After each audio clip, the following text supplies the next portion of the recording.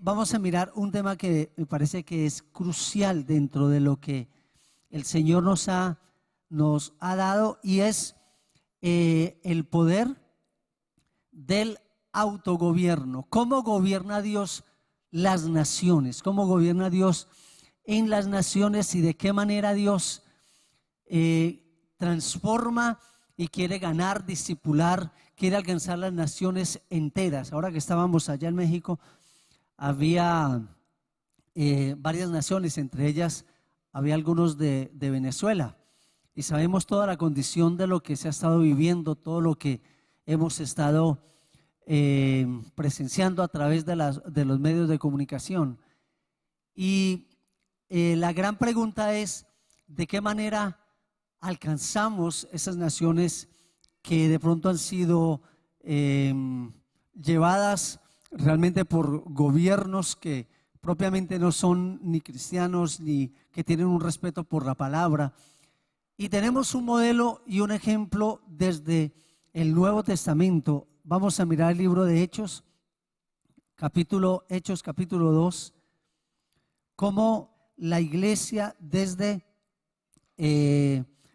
la obra de Jesús en la cruz, Él vino y trajo el día de Pentecostés. Dice que empezó un impacto. Hasta el día de Pentecostés algunos habían conocido al Señor. Había un grupo, un puñado de hombres, 12 hombres que el Señor lo había tomado para discipular, para formar. Y en algún momento de la historia, un año, año y medio atrás, Jesús les había dicho a esos 12 hombres que ellos iban a transformar el mundo, que iban a cambiar las naciones. Usted imagina 12 hombres que digan: ustedes van a ser los que van a causar una transformación, van a cambiar, van a sacudir las naciones, van a traer salvación a todas las naciones. Ellos lo escucharon, quizás en ese momento no tuvieron toda la claridad, el entendimiento, y el Señor les dijo, allí en Mateo, les dijo de qué manera lo iban a hacer. Dice: ustedes son la sal de la tierra, y luego les dijo: ustedes son la luz del mundo. Y les dijo que de qué manera iba a ser. Dice hablando de las naciones o del mundo, luego les dice una ciudad, dice que un monte, luego dice que una casa asentada en una ciudad, un monte, luego dice una casa. Dice que la manera en que cada uno iba a alumbrar e iluminar era a través de su propia vida, iluminando y mostrando a Jesús, a través de las buenas obras, a través de la forma justa, la vida, la manera de vivir y de caminar de una manera justa. Y en el libro de Hechos, capítulo 2, desde el versículo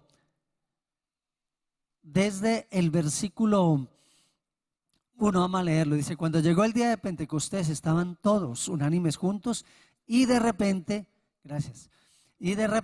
vino del cielo un estruendo como de un viento recio que soplaba, el cual llenó toda la casa donde estaban sentados, y se le aparecieron lenguas repartidas como de fuego, asentándose sobre cada uno de ellos. Y fueron todos llenos del Espíritu Santo y comenzaron a hablar en otras lenguas según el Espíritu les daba que hablasen. En ese momento estaban en un segundo piso, estaban en el lugar alto, todos reunidos, congregados, orando, adorando al Señor. Y pasó algo en sus vidas. Hasta allí ellos habían acabado de salir de un momento crítico, de un momento de mucho temor, porque a su líder, a su cabeza, Jesús lo acababan de crucificar, acababa de morir. Ellos habían perdido las esperanzas, se habían enclaustrado en 4 paredes por temor a que a ellos les pasara lo mismo.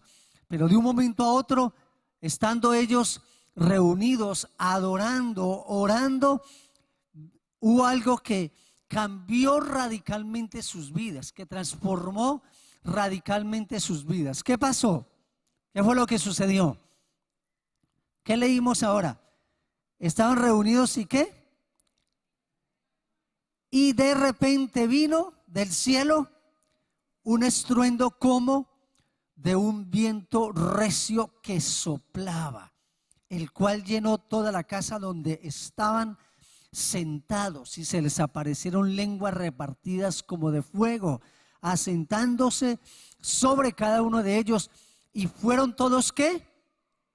Llenos del Espíritu Santo de Dios. Yo te pregunto, ¿con qué propósito el Padre envió al Espíritu Santo? ¿Por qué el Espíritu Santo fue derramado sobre los discípulos? ¿Cuál es el propósito?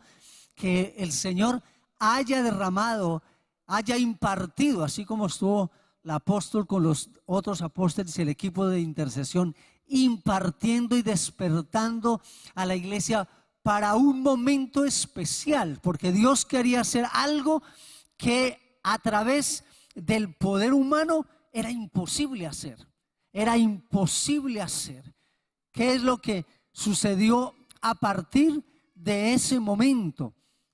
Aunque voy a hablar del autogobierno cristiano, pero no puede haber autogobierno a menos que tú y yo podamos ser llenos del Espíritu Santo, que nos rindamos a Él, porque el autogobierno, cuando hablamos de autogobierno, estamos hablando realmente de autogobierno cristiano, es decir, permitirle a Dios que Él gobierne y señoree sobre nosotros, que Él sea el Señor sobre toda nuestra vida.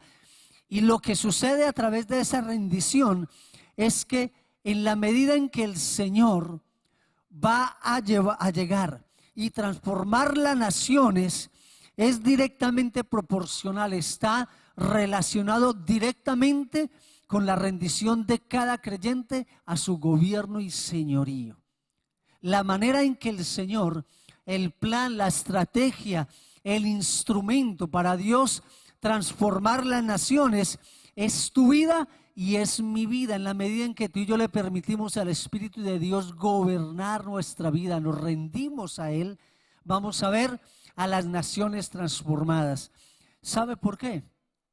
Porque el instrumento para Dios, el instrumento que Dios ha usado, como lo dijo en Génesis, que le dio un mandato a Adán y a Eva, y ese mandato era, como ellos habían sido creados a imagen y semejanza de Dios, que ellos reflejaran a Dios, su carácter, su vida, su amor, que reflejaran el corazón de Dios a las naciones enteras, que pudiera a través de su propio testimonio, de la manera en que ellos se relacionan con Dios, traer transformación a las naciones. Y mira lo que sucedió.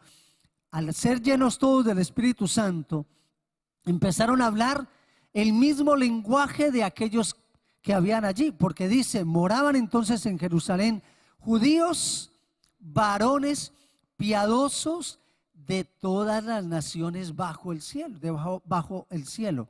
Y hecho este gran estruendo, se difundió, dice, ese estruendo, se juntó toda la multitud. Estaba toda la multitud que había venido, porque era un día especial, era una fecha nacional. Estaban reunidos. ¿Cómo podemos decir? Qué coincidencia, ¿no? Que el Espíritu Santo se ha derramado justo el día que está en ese lugar, justo en Jerusalén, estaba lo que era esa fiesta. Estaban reunidos de todas las naciones enteras. Y dice que cada uno les oyó hablar en su propia lengua y estaban atónitos y maravillados. ¿Por qué? Porque ellos vieron la transformación y ellos decían, mirad, ¿no son estos galileos todos los que hablan? ¿Cómo pues oímos hablar a cada uno en nuestra propia lengua? Y de ahí en adelante es que el Señor permite una conversión de 3,000 personas y hay una transformación. ¿Por qué comencé hablando de esto cuando voy a hablar de autogobierno? Es que para que tú y yo podamos ver las naciones transformadas, lo que quiero que vean es la importancia y la conexión que hay entre nuestro carácter cristiano, nuestra vida como creyentes, como hijos de Dios, nuestra vida y nuestra, podemos decir, el nivel de nuestra influencia, el nivel de impacto que puede tener nuestro testimonio cristiano en el mundo. Porque ese es el propósito de Dios. Dios quiere usarnos en la medida en que Él los puede usar. Entonces vamos a ver una transformación en las naciones enteras. Dice la palabra del Señor que Él, a través de hombres y mujeres que le conocen, que le permiten que Él gobierne, es que Dios va a usar para transformar las naciones. Este hombre, Hugo Grotius, si alguno le quiere poner este nombre a su hijo, puede. Grotius, tiene que ser el apellido. Dice: no sabe gobernar un reino el que no puede administrar una provincia, ni tampoco podrá manejar una provincia si no puede ordenar una ciudad, ni podrá ordenar una ciudad el que no sabe cómo regir sobre una villa, ni tampoco podrá regir sobre una villa si no puede guiar una familia. Tampoco ese hombre podrá gobernar bien una familia si no sabe cómo gobernarse a sí mismo. Tampoco podrá de ninguna manera gobernarse a sí mismo, a menos que la razón sea el amo y la voluntad y los apetitos sus siervos. Sin embargo, la razón no podrá gobernar a menos que ella misma sea gobernada por Dios y esté en obediencia a Él. ¿Qué es lo que estaba diciendo este hombre Grotius? Dios quiere darnos el poder de alcanzar las naciones. Dios quiere darle el gobierno al pueblo de Dios en la medida en que Él puede gobernar en su propio corazón. Y es que el gobierno de Dios hacia las naciones comienza por el gobierno en tu propio corazón. ¿Cómo Dios va a gobernar en Cali? ¿Cómo lo va a hacer Él? ¿Cuál es el plan y el propósito de Él? Tenemos a veces un pensamiento, tenemos una percepción que de un momento a otro va a haber algo sobrenatural del cielo, ángeles que descienden con espadas, Dios va a quitar a aquellos corruptos, va a quitar a las personas ateas, va a quitar a aquellos que están en contra del cristianismo.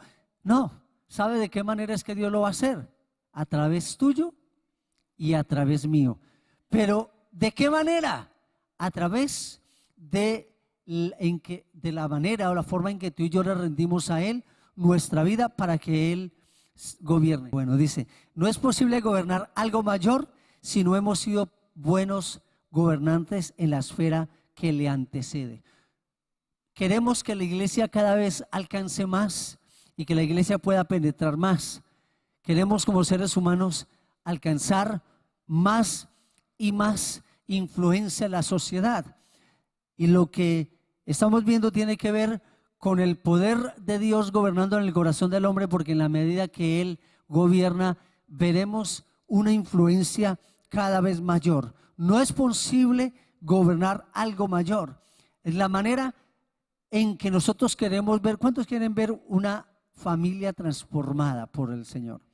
¿Sabes cuál es el orden? Es como un orden, podemos decir, proporcional, y que cada nivel siguiente depende del que le antecede. En la manera en que el Señor va a alcanzar las familias es cuando el Señor alcanza a cada individuo, cuando alcanza al padre de familia.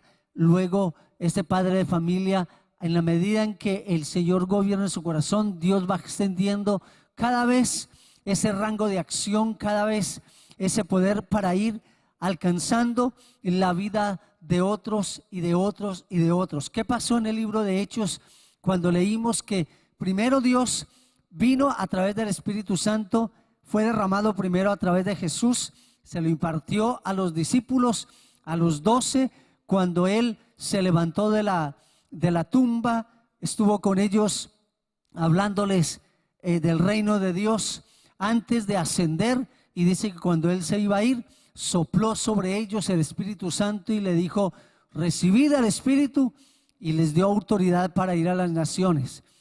De allí, luego la proporción es que también vienen los 500 cuando los 500 que lo ven a él resucitar, luego vienen estos 3,000 y cada vez vemos cómo esto iba en un incremento mayor. Y en la medida en que el Señor es Señor de cada esfera, va a ir multiplicando y reproduciendo y llevando a una transformación total. En 2 Timoteo, 1 Timoteo 3, 2 al 5, habla de podemos decir, un mandamiento del Señor. El Señor dice que en la medida en que Él, 2 Timoteo 3, 2 al 5, dice, en la medida en que el Señor, dice, pero es necesario que el obispo sea irreprensible, marido de una sola mujer, sobrio, prudente, decoroso, hospedador, apto para enseñar, no dado al vino, no pendenciero, no codicioso. Esos son los requisitos de una persona que va a servir al Señor. No solamente una persona que va a servir al Señor, es para todo creyente, pero sobre todo el que le sirve a Dios, es condición que él debe ser un modelo y un ejemplo de esto. Por eso el Señor dice, es necesario que el obispo o la cabeza o el director, en este caso la palabra obispo es la misma palabra que corresponde a pastor o anciano, y dice sea irreprensible, y luego demuestra la irreprensibilidad. Dice marido de una sola mujer, que sea sobrio, una persona prudente, decoroso, hospedador, apto para enseñar, no dado al vino, no pendenciero, no codicioso de ganancias deshonestas, sino amable, apacible, no avaro, que gobierne bien su casa, que tenga a sus hijos en sujeción con toda honestidad. Y luego hace allí como una claridad y dice, pues el que no sabe gobernar su propia casa, ¿cómo cuidará de la iglesia del Señor? Aquí el Señor está mostrando también la proporción en que Él gobierna y que Él quiere que nosotros tengamos influencia. El Señor dice, primero, aquí hay como una secuencia en 3 sentidos, de 3 niveles. Primero dice, la persona debe ser ¿qué? ¿Cómo debe ser el carácter de la persona que Dios quiere usar? Debe ser, lo primero que abarca todo lo demás, debe ser irreprensible. Es decir, una persona con podemos decir que un carácter, una conducta, debe ser una persona que refleja todo esto, que es sobrio, que es una persona que sabe gobernar su casa. Eso es una condición, que gobierne bien su casa. Pero para poder gobernar su casa, tiene que tener un gobierno primero sobre su propia vida y su propio corazón. Ese es el requisito, ser irreprensible primero. Y dice que él, primero, como ha logrado ser, porque aquí son puras características de una persona que ejerce un dominio propio y un autogobierno, sobriedad. ¿Qué significa ser sobrio? ¿Qué es ser sobrio? Una persona que podemos decir que es dueña de sí mismo, ¿no? Prudente, habla de una persona que administra o gobierna sus palabras, sus acciones. Podemos decir que es una persona también, dice, sea una persona decorosa, es decir, que realmente tiene un decoro, una manera de comportarse que muestra realmente los valores, la dignidad por los demás, por lo que hace. Dice también hospedador, apto para enseñar, y muestra también un comportamiento externo. O sea, la conducta externa es una muestra de lo que gobierna nuestros corazones. Cuando hablamos de autogobierno, estamos hablando de ese flujo de poder que realmente determina nuestras acciones. El gobierno interno significa que aquello que nos mueve, que nos impulsa, ese poder que nos impulsa a hacer lo que hacemos externamente. Y la palabra nos dice, en la medida en que nosotros permitimos al Señor gobernar nuestras vidas, y dice, y esto se refleja a través del gobierno en su casa. ¿Qué significa el gobierno de la casa? O sea, ¿será acaso que está hablando, por ejemplo, de un esposo tirano que todo lo quiere controlar, que se impone sobre su esposa, sobre sus hijos. Está hablando de un gobierno, no de una imposición, está hablando de una capacidad, una facultad de poder tener en orden, de tener la relación con su esposa en la dimensión apropiada, que es una persona que realmente está administrando con la gracia de Dios lo que Dios ha puesto bajo su responsabilidad. Entonces dice, en la medida en que puede gobernar su casa, Dios le dará cada vez más. Y dice, le dará la iglesia, y habla de las naciones, y habla de todo esto, porque el Señor en su corazón es poderle dar. Dios nos ha dado como hijos de Dios la herencia de las naciones enteras. Quiero que vayamos un momento a el Evangelio de Mateo, capítulo 5, donde vienen las bienaventuranzas. Aquí este sermón, que son 3 capítulos largos, es cuando Jesús, la primera vez que Jesús le habla a los discípulos, había una expectativa a nivel del pueblo hebreo, a nivel de los, bueno, en sí, el mundo entero estaba esperando lo que los judíos hablaban de un Mesías que vendría a tomar, a restaurar el gobierno de Dios en Israel. Y dice, viendo la multitud,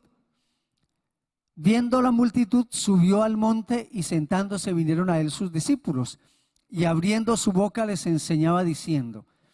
Mira la proporción de lo que te estoy hablando, de el gobierno de Dios en el corazón de cada uno para poder gobernar a nivel de las naciones y lo que tiene que ver con la tierra. Dice, bienaventurados los pobres en espíritu, porque de ellos es el reino de los cielos.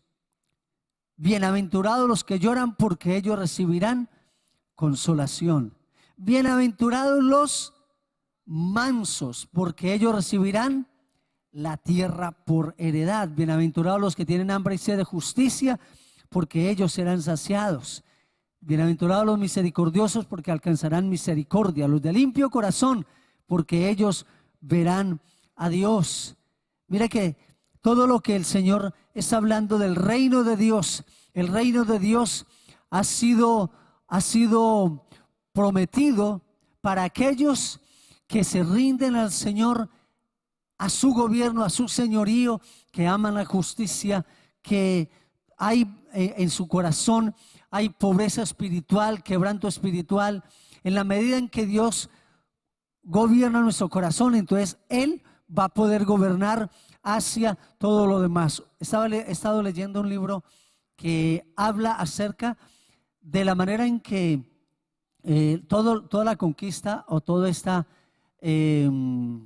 conquista que hicieron los peregrinos que vinieron desde la parte de Europa, que vinieron a establecer la nación de Estados Unidos. Dentro de ese establecimiento, el Señor le ha puesto en el corazón de estos 120 personas que venían a establecer una nueva nación, una nación libre. Esencialmente querían establecer una nación que fuera libre, que fuera gobernada directamente por Dios, no por una monarquía, no por una tiranía, y que esta nación, las leyes, el gobierno y todo lo que tenía que ver con la ley civil y las leyes para que debía gobernar esa nueva nación, vendrían directamente del modelo bíblico. Querían implantar un gobierno de Dios, un gobierno teísta, a partir del cual el Señor estableciese o levantase un pueblo que tuviese un corazón piadoso, que le permitiera a Dios que fuera legislador, y que todo lo que hicieran fuera bajo el modelo bíblico. Esos 120 personas que vinieron en 2 embarcaciones, una de ellas el Mayflower, ellos trajeron una convicción en su corazón. Nosotros queremos que el carácter de los hombres y mujeres de esta nación refleje el carácter de su gobernador o de su rey, que es Dios. Y una de las cosas que los peregrinos dejaron muy claro del por qué ellos lograron levantar de esa nación, que era una nación tan pobre, tan subyugada, era una nación tan subdesarrollada como las de América del Norte, de América del Sur, que es lo que ellos, dice la historia y lo avala y lo testifica la historia de Estados Unidos, que lo que estos 120 hombres trajeron, o esas 120 personas trajeron a Estados Unidos, más que pensamientos, aunque trajeron las ideas bíblicas, es que trajeron un carácter cristiano, que es sobre la cual se edificó esta nación libre, santa, próspera y justa. Pero dice que todo lo que fue implementado en esta nación y que trajo un resurgimiento a nivel económico, a nivel político, a nivel gubernamental, a nivel realmente de influencia hacia las demás naciones, de tal manera que lograron superar en influencia a Europa, a Inglaterra y a estas naciones como Holanda, como Suiza, es el carácter que lograron infundir en cada una de estas personas de esta nación. Y lo que ellos dicen es, los peregrinos lo que trajeron fue un carácter piadoso. Y ese carácter de su gente es lo que hizo que la nación resurgiera. Y es que la nación refleja el carácter de sus ciudadanos. ¿Qué es lo que el Señor está haciendo en nuestra nación? Y cada vez es más evidente lo que Dios está haciendo en nuestra nación. Porque hablamos de este despertar que Dios ha llamado a nuestra Colombia para ser una nación que sea gobernada por el poder de Dios, y que Dios nos ha llamado. Mira, ahora que estaba con estas naciones allá en México, y bueno, lo hemos vivido cuando estuvimos luego en Panamá con el apóstol Marcela y el equipo que estuvimos, es que vemos algo extraordinario que Dios está haciendo en Colombia, a diferencia de las demás naciones. Yo llegué solo a un seminario que terminaba a las 5 de la tarde ahí en México, iba a ser 8 días. Yo dije, uy, voy a descansar, voy a poder hacer turismo, voy a poder conocer ese pueblo, esa ciudad de Puebla que queda a 2 horas y media del DF. Es hermosísima, es una nación fundada en 1531, tiene 365 iglesias católicas. Usted imagina, una iglesia por cada día. Así que cada día hacen ellos una dedicación a alguno de las capillas que tienen. Entonces llegué y empecé a conocer pues algunos pastores que estaban allí siendo parte de la cumbre en la que estábamos. Y cuando hablaba con ellos y le contaba de lo que Dios está haciendo aquí en nuestra nación y todo lo que estaba pasando, empezaron ellos a preguntar y preguntar. Pues yo terminé predicando cada noche, eso la primera vez como a unas 45 minutos, una ciudad 45 minutos, luego una por allá 1 hora, el domingo fui a 2 horas y media. Y cuando venía el domingo me tenían organizada una reunión de pastores porque querían saber, ellos apenas están como viendo todo esto del despertar, de toda esta parte del activismo político de la iglesia, entendiendo su papel de influencia en la sociedad. Y entonces regreso de allá como a las 4, había una reunión de pastores, una cena, ellos almuerzan muy tarde. Entonces, cuando llegué allá, había un poco de pastores esperando para que les hablaran, personas que habían rechazado todo lo de la parte de gobierno, de política, todo lo que tiene que ver con el activismo, estaban muy preocupados por lo que está pasando en su nación, pero no sabían cómo hacer, estaban pidiendo dirección. Y es bien evidente que el Señor como nación nos está despertando a una transformación. Pero esa transformación comienza a partir de nuestra propia vida. ¿Qué es lo que la palabra que Dios me ha dado para que comparta hoy? Es que, amados hermanos, la transformación de la nación está ligada a la transformación de la iglesia del Señor, que podamos permitirle al Señor ese gobierno y ese señorío por completo en nuestro corazón. ¿Qué es entonces el entendimiento que significa el gobierno. Gobierno significa control, restricción, es el ejercicio de la autoridad, la dirección y la restricción sobre las acciones de los hombres en la comunidad, en las sociedades o estados. Cuando hablamos del gobierno, básicamente el autogobierno es esa habilidad de restringirse a sí mismo y hacer lo correcto sin necesidad de supervisión. Por lo tanto, podemos decir que ese autogobierno significa madurez, lo podemos llamar madurez cristiana, podemos llamarlo señorío de Cristo, podemos llamarlo autogobierno cristiano. Básicamente, ese autogobierno es el nivel más importante de gobierno que existe. Una persona que Dios lo lleva a gobernar una nación es una persona que va a ejercer ese gobierno solo en la medida en que ha permitido a Dios que gobierne en su propio corazón.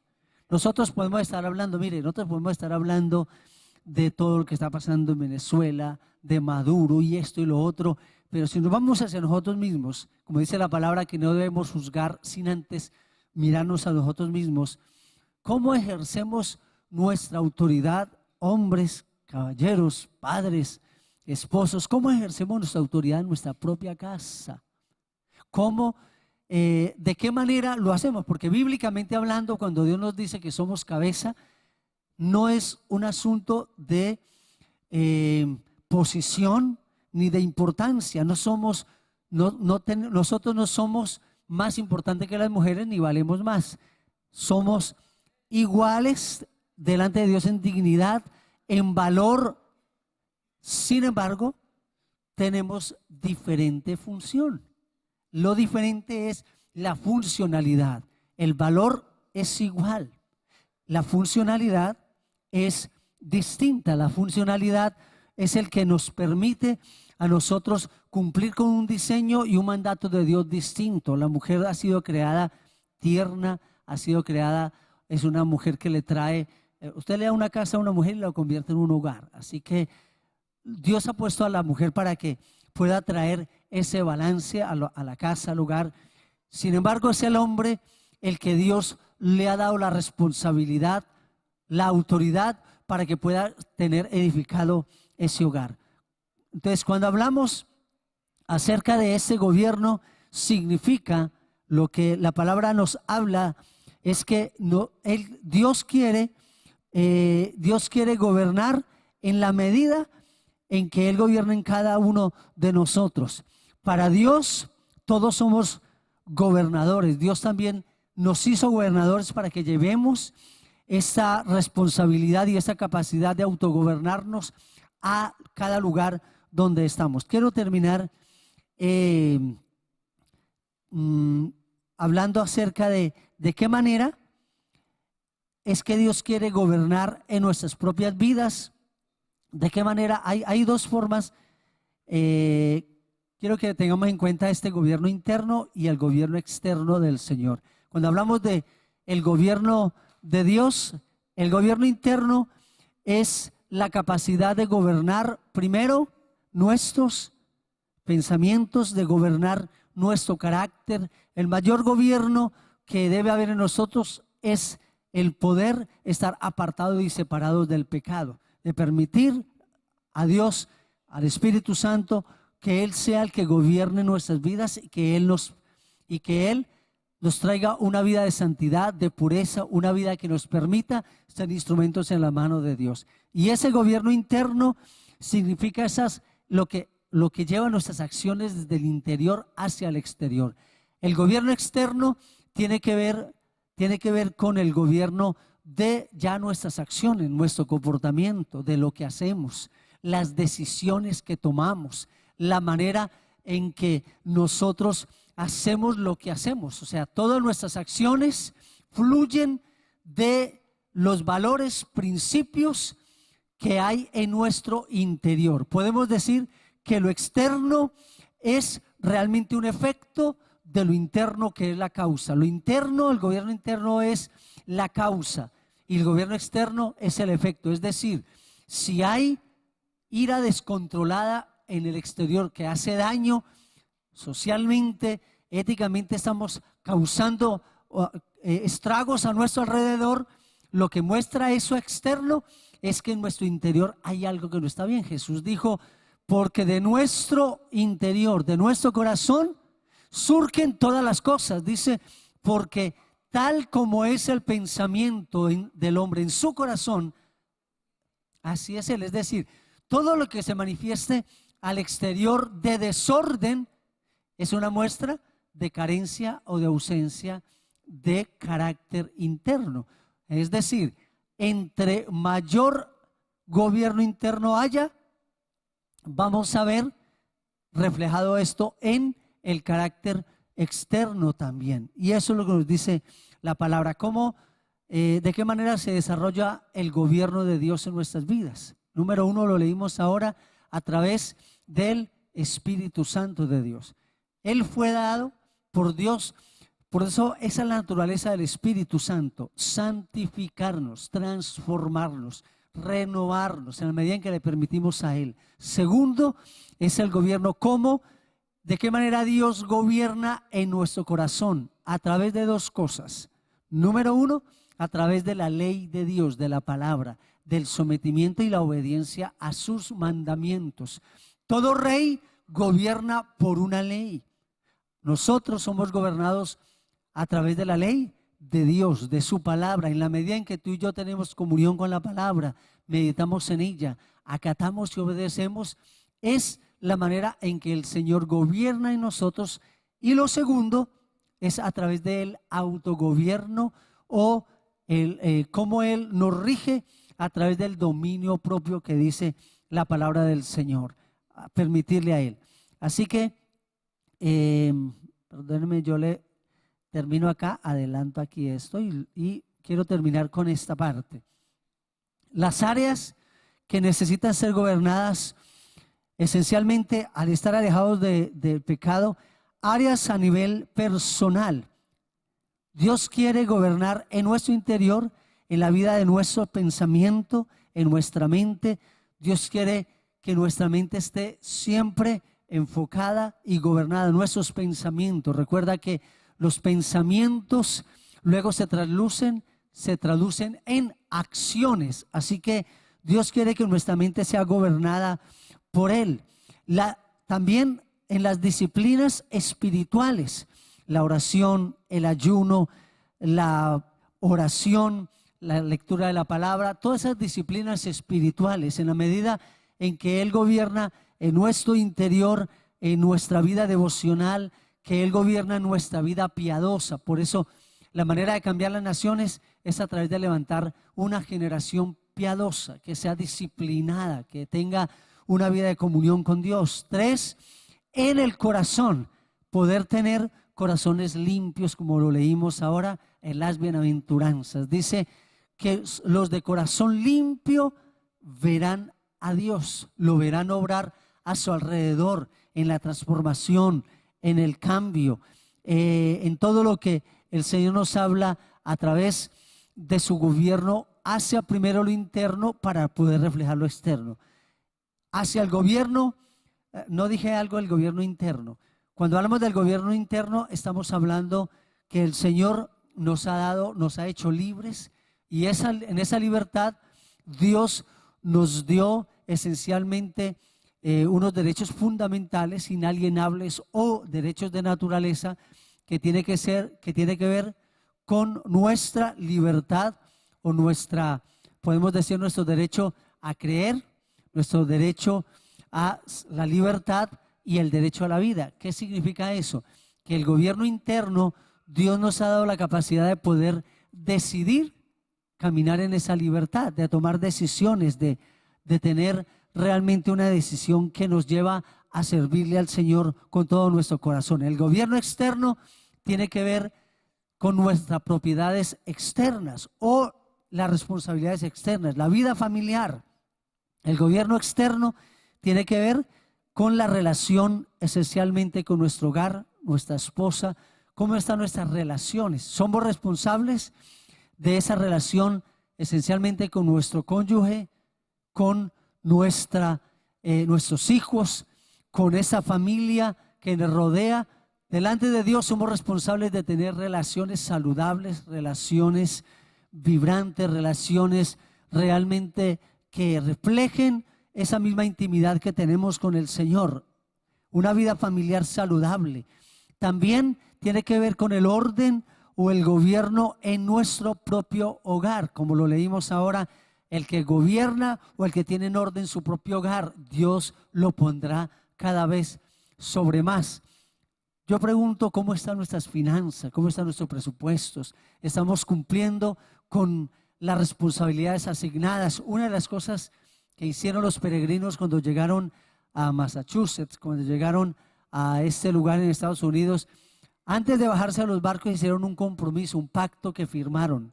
Entre eso, el contenido de ese pacto era que ellos no eran superiores, por ser ingleses, no eran superiores a los indígenas o a las personas, los nativos de aquel lugar. Dijeron, somos iguales en dignidad, vamos a ser gobernados por consenso, vamos a ponernos de acuerdo, pero algo que ellos dijeron, vamos a comprometernos en que cumpliremos a cabalidad cada compromiso que hagamos con ustedes y con el gobierno en este lugar. Vamos a cumplir nuestros compromisos. Una de las cosas del gobierno externo es cumplir con aquello que nos hayamos comprometido, que bien sea a nivel de gobierno, de impuestos, a nivel de compromisos financieros. Lo tercero es el manejo de las finanzas. ¿Cómo está el manejo? Debe estar todo en ese orden que dice la palabra. Y ese llamado, lo tercero que quiero recalcar acá para terminar es la importancia dentro de este gobierno externo de la salud física y mental. También el gobierno interno significa también tener una responsabilidad por nuestra vida física, por nuestro cuidado físico. Hoy en día, algo muy positivo de esta generación es que hay una mayor conciencia acerca de la salud, de la importancia de la salud mental, de tener esa sanidad y esa salud física, emocional y también espiritual. Dios nos ha llamado a ser personas integrales, a que podamos tener esa clase de vida del ejercicio, la alimentación saludable y relaciones y amistades saludables. Quiero concluir haciendo un llamado a que el Señor permita que nuestras vidas, nosotros podamos hoy decirle al Señor, yo quiero que tú seas, y permitirle al Señor que sea el Señor absoluto de toda nuestra vida. Si hay asuntos en nuestra vida que no están en el orden, tal vez cómo está tu vida, la limpieza de tus ojos, tu mente, tu vida sexual, cómo están los motivos de tu corazón, cómo están las relaciones tuyas, cómo te encuentras en tu relación con Dios. Es importante que tú entiendas que en la medida en que la iglesia del Señor le permite a Él ser el Señor de cada creyente, de cada uno, vamos a poder ver el reino de Dios creciendo, extendiéndose, y una nación que llegue a caminar en la libertad que Él nos ha llamado. La nación necesita ver en la iglesia un modelo de referencia para la clase de vida que Dios da, la clase de libertad, la clase de vida a nivel físico y a nivel espiritual.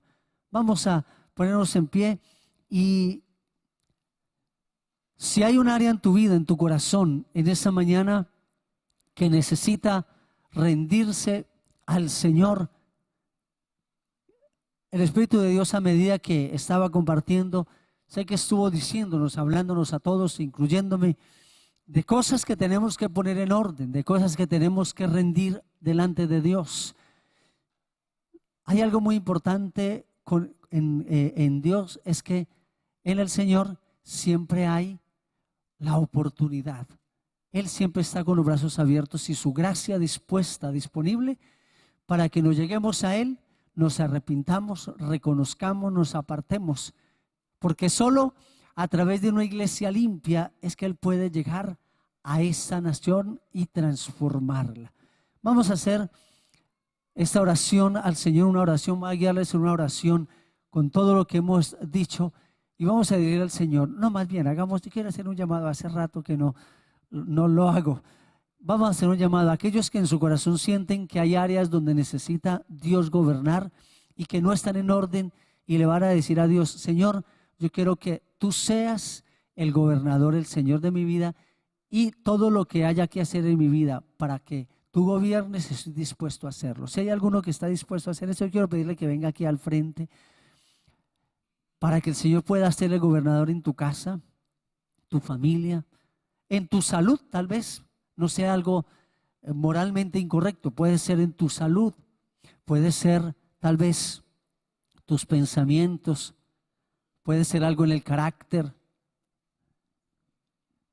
Y aunque esto parezca algo individual, no lo es, porque a medida que la iglesia es transformada y las vidas son transformadas, la tierra es sanada, la nación es sanada y veremos la gloria del Señor en nuestra casa.